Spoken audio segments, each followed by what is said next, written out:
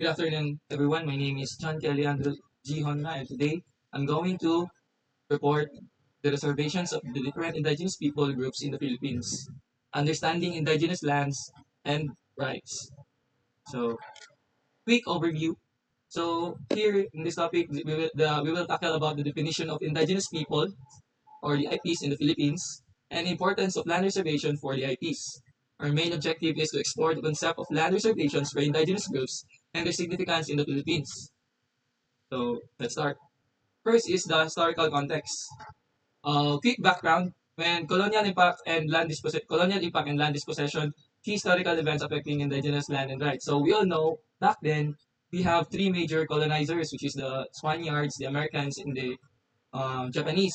So we were colonized by these three specific countries, and because of this, ang mga lupain natin is parang naangkin din nila ba is mo medyo ng um, major um, major major goals of the colonizers is to expedition o magpalawak na mga lands na they have. So our indigenous people back then is wala man sila kalaban-laban or somehow kung laban sila wala silang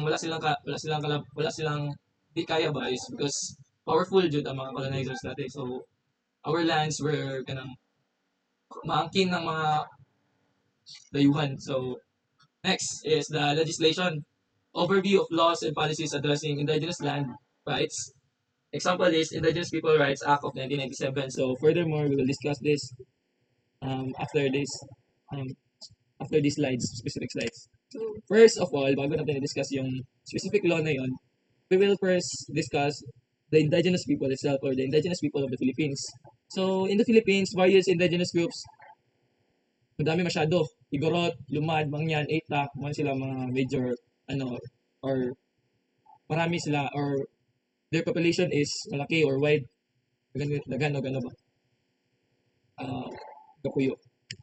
So here, I'll show you the geographic distribution of indigenous people in the Philippines from Luzon, Visayas, Mindanao, or sa itong mga regions. So we can see here, Region 1, all regions, Region 1, 2, 3, until atong Region 12.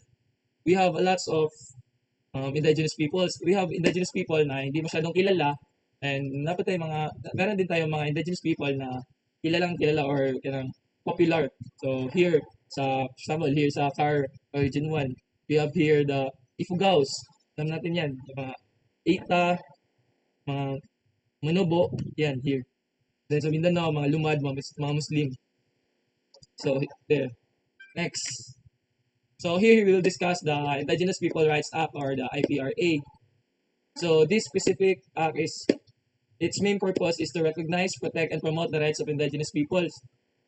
Here, this specific law or act it protects the indigenous people from discriminations, gives them equal opportunities.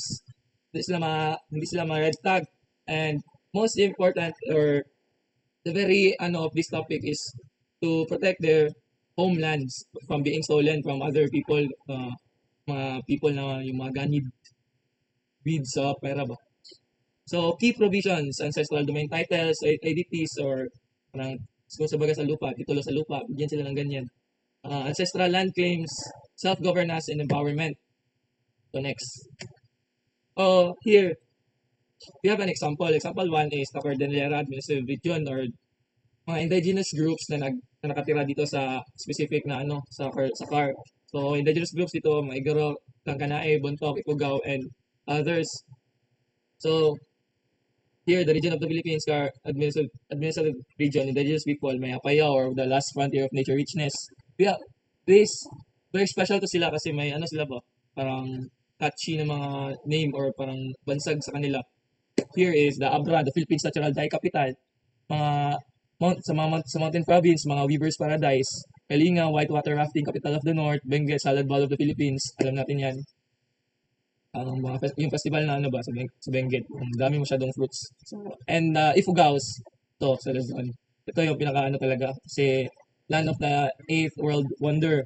Alam natin yun, yung the Banawe Rice Terraces, or the Hagdagang Palayan. The indigenous people that live there are the Ifugaos. So they there. So, here, ang land reservations na grant sa kanila is the ancestral domain titles covering large areas. So, binigyan sila ng title yung sa kanila talaga yung ano na yun. Then, its significance is para cultural preservation, traditional governance, and sustainable development para maano. So, may mo nilang mga importance sa pagtatag sila uh, ancestral domain title. Example 2 is here sa Mindanao where we stay. The Mindanao Lumad. Mga indigenous groups is ang mga Manobo, Tigaon, Tibali, mga Bagobo, and others. So, land reservations, bigyan din sila ng ancestral domain titles or certificate of ancestral domain title. Thus, significance, protection of traditional land and practice amid external pressures. Example, mining, logging. Kasi here sa Mindanao is, not Philippines dyan, and din sa Mindanao dyan is, parang malakas masyadong person ng ano ba, mga illegal logging, illegal mining. So, yung mga land ng mga indigenous people natin is nananakaw or parang ginasira ng mga ano ba, yun, uh, mga opportunists. So, here is I've searched this poster na katawhang lumad magkiusa alang sa pagdepensa sa yutang kabilin o sa kaugalinga. So, this is a Bisaya language na so they are fighting for their rights or kalumaran are naga-welga sila para sa silang land. Sample 3 is the Mangyan in Mandoro. So mga indigenous groups dito is the Anunuo, Buhid, Alangan, and others. So land reservations, ito pa rin, ancestral domain titles, binigyan to rin sila ng titulo ng government and para ma-preserve the unique Mangyan cultures and practices. So kasi pag may lugar tayo na parang ginatirhan ba may lugar sila na ginatirhan or specific area na nandun sila is ma-preserve talaga yung culture at practices nila kasi free man sila makamove sa kanilang kinaugalian na lifestyle ba. So, yun. Hindi din mamatay yung ganun na lifestyle if hanggang may natitirahan pa sila. So, benefits of ancestral domain titles. Ito na. Cultural preservations, protect traditional practices, language, and heritage. As I've said, pag may lupa silang tinitirhan, mga traditional practices, their language, yung mga pinamana sa kanila, is isabuhay pa din nila palagi kasi naninirahan pa man sila, alive sila ba? Yun. Self-governance allows indigenous communities to manage and govern their lands according to their traditions. So,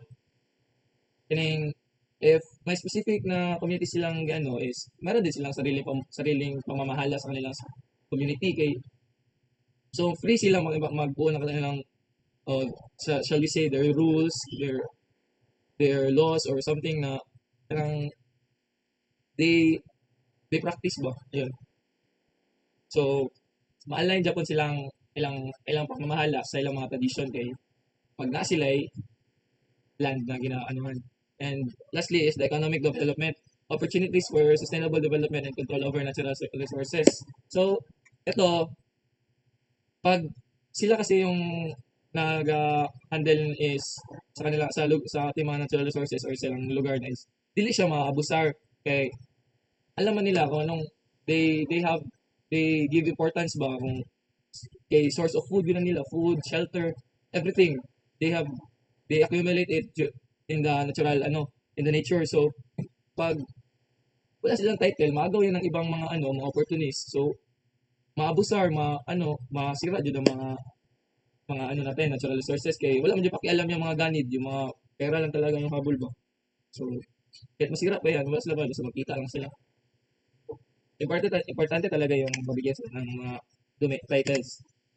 So syempre, meron din tayong mga challenges face sa ating fight for this sa this law or this specific act. So mga issues, legal and bureaucratic issues, delays and complexities in securing and implementing land titles. So kagaya lang gud yan ng mga sa government natin is hindi yung kaso ba if wala kang pera hindi din yan mabilis. Yeah. So meron din yung mga delays or ganang mag-complicate siya ba kay syempre ang government natin hindi man din hindi man din 100% na pag nag-appeal ka, ma-heard ka dayon. So, yun. Meron ding mga external threats, encroachment by logging, mining, and agricultural activities, as I've said earlier, itong mga opportunities na ano, take advantage sa tuwang mga agricultural resources o natural resources, illegal ilang mga ano. So, uba. Next is ang socio-economic issues. Ito. So, atong mga ating mga indigenous people is, wala dyan na, hindi mo dyan na mapera masyado. So, mahirap ang pag ano sa ito na ano, pag-fight silang ano kay, syempre, wala man silang ano, walang means. So, asa pa sila sa ibang tao, sa mga, shall we say, mga NGO, non-government organizations natin. You know. So here, ang mga case study or mga success stories, mga example. So, mga community-led initiatives, successful community projects that promote cultural heritage and sustainable development. Na where there are circumstances na ang indigenous people ang magwelja din sila ilaha ba ito. Tapos kaniya to sa mga lumad. So, they fight ng traditional or old-fashioned way na magwelga, magibaka, ganun. So, na mga case na ganyan. So, meron na mga ano na pakinggan nila mga hinaing na ganyan. Meron din mga ano legal wins cases where indigenous groups successfully defended their land rights na dumaan sa korte or sa Supreme Court na legal process ba na may abogado sila ganun. May mga circumstances na ganun. Next is future directions. Advocacy and policy improvements, efforts to strengthen legal protections and support for indigenous communities, community empowerment, encouraging active participation of indigenous groups in decision-making processes, partnerships, collaborations between government, NGOs, and indigenous communities. So ito, partnerships. Okay, ano sila sa ato ang gobyerno o mga NGOs para the more mas strengthen nilang ano, ilang mga concerns is ma-heard yun. Ganun.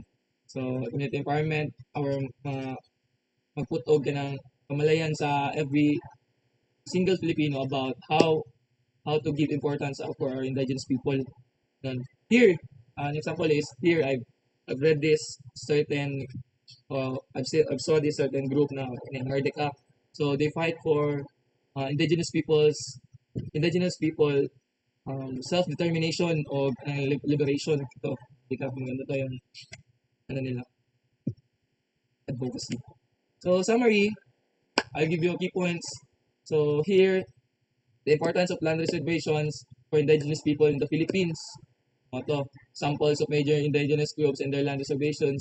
Tapos ang mga benefits and challenges associated with ancestral domain titles and future directions for improving support and protection for indigenous rights. So, we have to discipline ourselves na ganun. We have to give importance to our indigenous people because somehow they are, or not somehow, they're really a crucial part of our society. Kasi parte na yan sila ng kasaysayan eh. So, wala pa tayo, nandyan na sila. So, yeah. So, here are the reference I use. And thank you. That's all. Thank you.